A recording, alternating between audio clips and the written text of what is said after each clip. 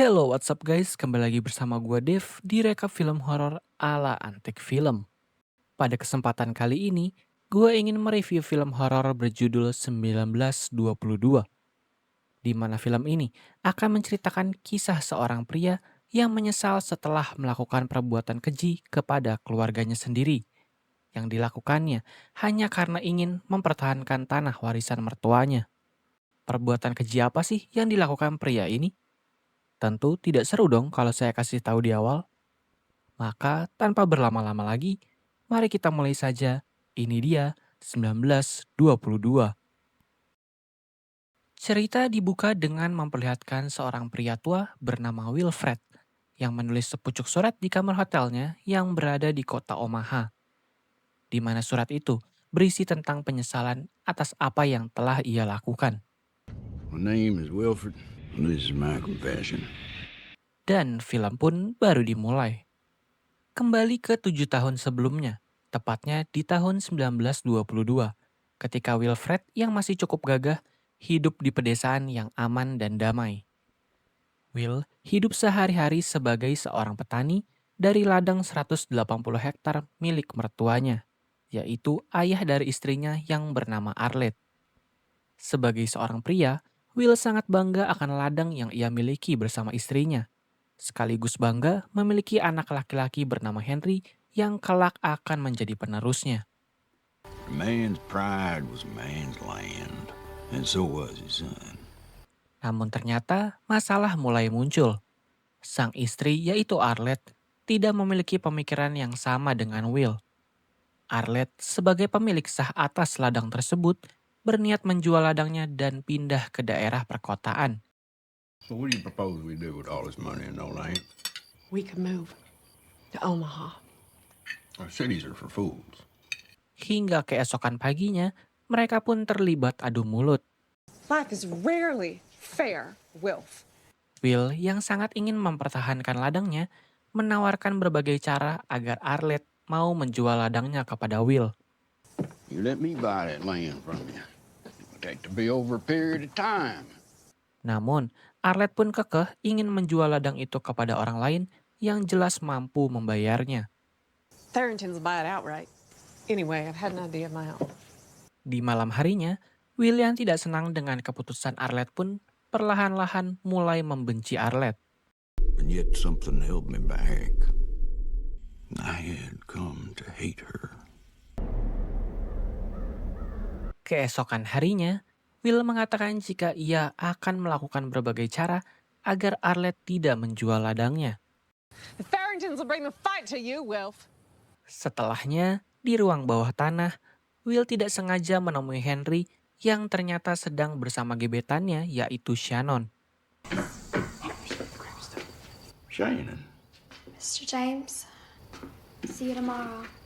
Henry'd grown sweet on the coterie girl. Melihat hal itu, Will pun terpikirkan suatu cara untuk melawan Arlette dengan menggunakan Henry. Di mana Henry yang sedang jatuh cinta pada tetangga sebelahnya pasti tidak ingin pindah ke tempat lain. Use this to his advantage. Sehingga ketika mereka berada di ladang, Will pun mulai meracuni pikiran Henry. Will mengatakan jika dirinya sudah berusaha menawarkan berbagai cara kepada Arlette. Namun Arlette tetap mau menjual ladangnya dan pindah ke daerah perkotaan. Everything I can to make her go, she won't go. Only one thing I can do.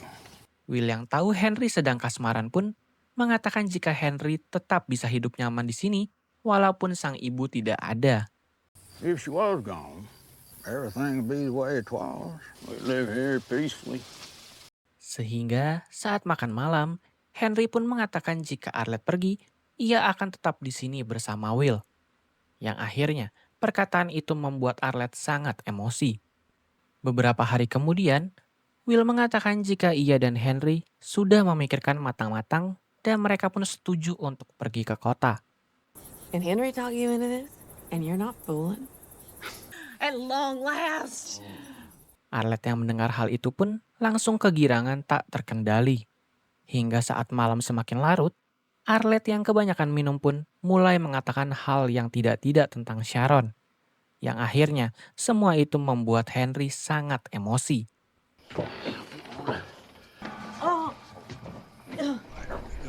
Setelah menidurkan Arlette yang mabuk, Will yang melihat Henry dalam kondisi tidak stabil pun langsung menggunakan kesempatan itu. Will mengatakan jika Arlette tidak akan segan-segan menyingkirkan Shannon dari hidup Henry, karena begitulah tabiatnya Arlette. Dan karena tidak bisa menggunakan cara lain, Will pun mengajak Henry untuk membunuh Arlette. Are you willing to fight for? Sempat ragu-ragu, Henry yang telah dibutakan oleh cinta dan perkataan manis ayahnya pun setuju untuk membunuh Arlette. Dan kemudian, It'll be quick. Goodbye.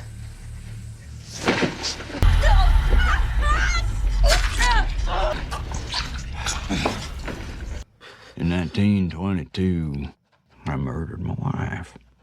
Hated me. setelah dibunuh, jasad Arlette pun dibuang ke sumur yang tidak terpakai.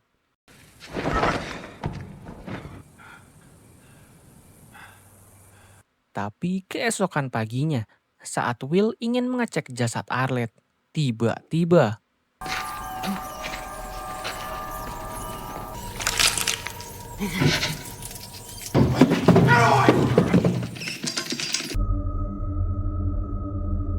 singkat waktu, di siang harinya, seorang pengacara bernama Andrew mendatangi rumah Will dengan tujuan untuk bertemu Arlette.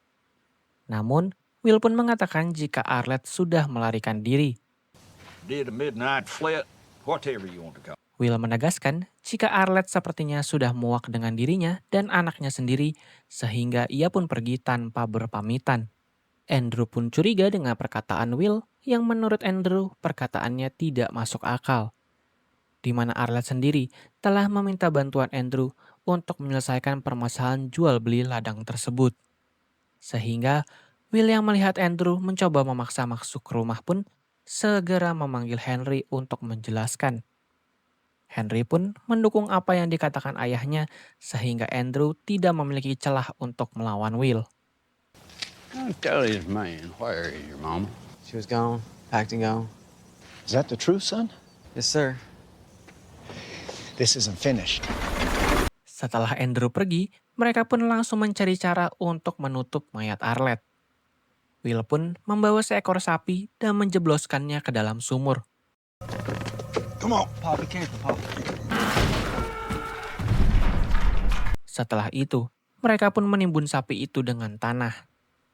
Sesuai dugaan Will, tiba-tiba seorang sheriff pun datang untuk menggeledah rumahnya.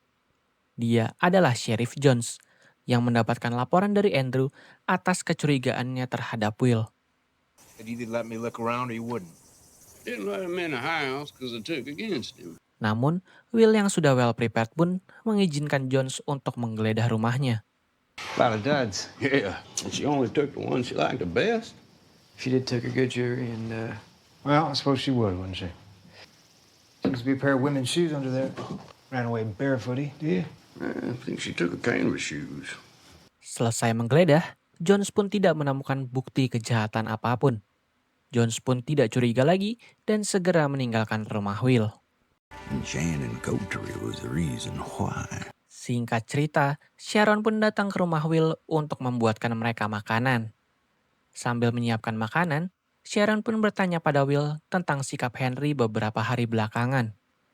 Menurut Sharon, belakangan ini Henry seringkali merenung. He's different. He broods. Does he? Yeah. Namun, dengan tegas Will mengatakan jika itu semua hanya karena musim panas yang membuatnya harus bekerja lebih keras di ladang. Ditambah, kepergian sang ibu juga pasti masih membuat Henry sedih. Sehingga Sharon pun percaya dan tidak mengatakan apa-apa lagi. I'm real sorry about Mrs. James. Di malam harinya, Will mendengar beberapa ekor sapinya melenguh yang ternyata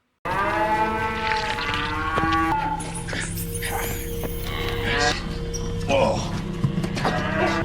The pipe led to one blaze. setelah kembali ke rumah, Will pun sempat melihat bayangan Arlette.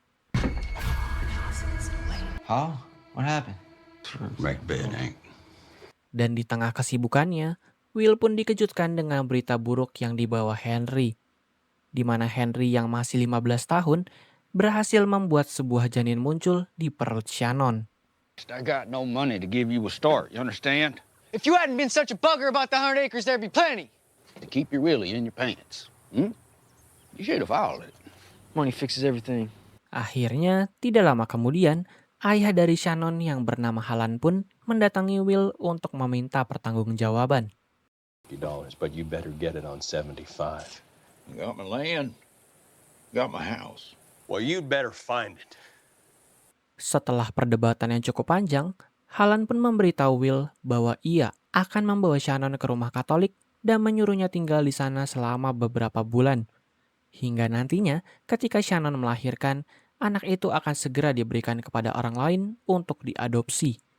Yang tak lain tak bukan, itu semua dilakukan demi menjaga nama baik keluarga. Catholic home for girls in Omaha. Sure to let her sell that acreage to Farrington, Will. You'd have money in your hand. Family way. Mendengar hal itu, Henry yang masih labil pun mengatakan jika ia bisa saja kawin lari dengan Shannon. Namun, Will pun menanyakan bagaimana caranya. Karena Henry sendiri masih 15 tahun dan mereka juga tidak punya uang. Dari sinilah hubungan Will dan Henry pun perlahan memburuk. Sebab Henry yang sangat mencintai Shannon mencoba untuk mencari cara agar bisa hidup dengan Shannon dan anak yang ada di dalam kandungannya. Tapi karena kendala uang, Henry pun mulai menyesali perbuatannya. Menurut Henry, jika sang ibu masih hidup dan menjual ladangnya, Henry pasti mendapatkan segelintir uang yang bisa membantunya menghidupi Shannon dan anaknya sampai tua. I did. For 180 acres if I got no one to pass them on. There's another way, Pa. You know there was. You cursed it all! You cursed me! Keesokan harinya, Henry pun meninggalkan sepucuk surat setelah mencuri mobil Will di parkiran. Henry menuliskan bahwa ia merasa seperti dikutuk setelah melakukan perbuatan keji terhadap ibunya sendiri. Without Shan, Pa, I don't care about nothing. If I don't know why, since everything we did has brought me misery.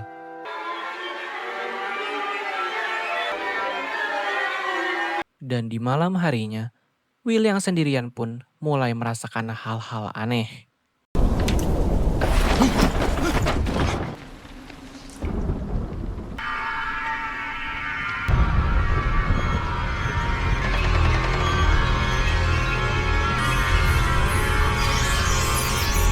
Hingga keesokan harinya, saat Will membuka lemari pakaian untuk menyimpan uang, tiba-tiba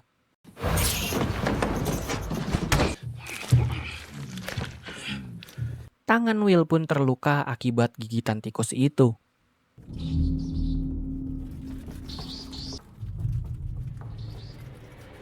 Dan keadaan pun semakin memburuk karena musim dingin mulai menerpa wilayah itu. Sehingga saat Will sedang menghangatkan tubuhnya, tiba-tiba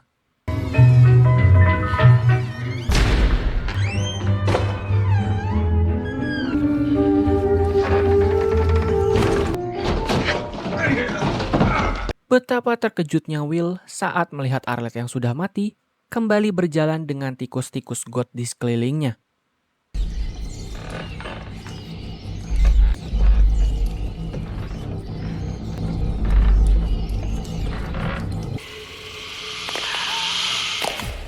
She whispered secrets to me.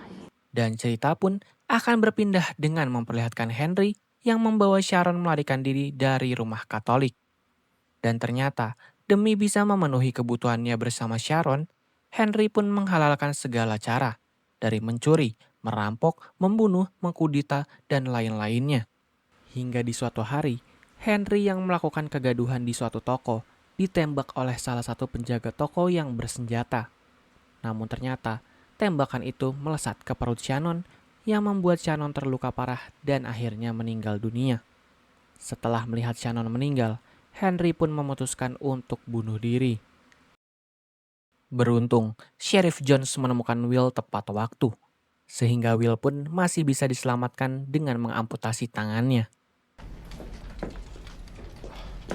Namun di rumah sakit, Sheriff Jones mengatakan jika 2 hari lalu, jasad seorang perempuan ditemukan di pinggir selokan. Yang tentu, dia adalah Arlette. Tapi Jones mengatakan jika Arlette tampaknya menjadi korban pembegalan.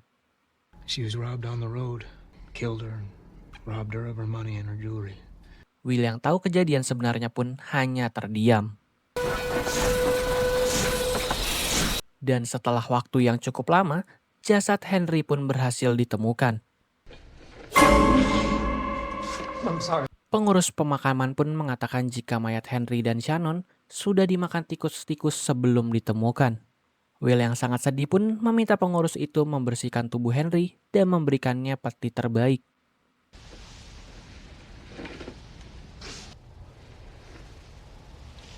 Kiss his son for the last time.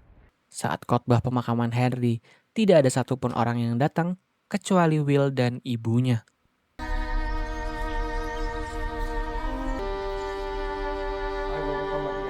Setelah semua yang terjadi, Will pun mendatangi rumah Halan untuk meminta maaf. Tapi Halan yang telah kehilangan putri semata wayangnya dan telah ditinggal pergi oleh istrinya, menyuruh Will untuk pergi dari sana. Don't come back here ever.